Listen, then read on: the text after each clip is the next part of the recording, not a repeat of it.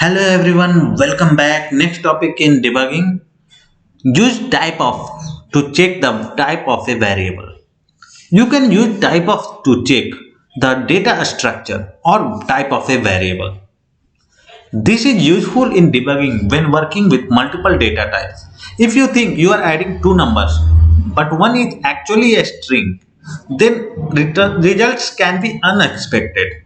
Type errors can lurk in calculation or function calls. Be careful, especially when you are accessing and working with external data in the form of a JavaScript object notation or JSON object. Here are some examples using typeof. So if we are using typeof on empty string means double quotes twice, then the output will be a string.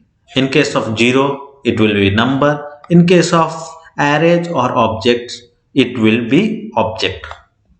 JavaScript recognizes 6 primitive or immutable data types, that is boolean, null, undefined, number, string, and symbol.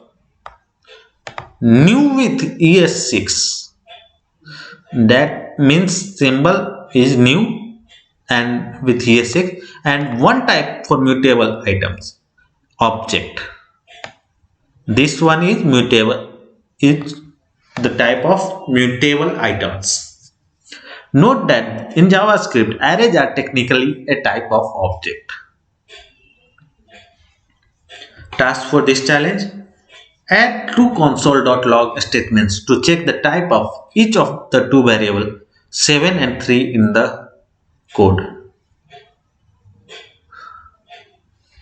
So in this case, console.log type of 7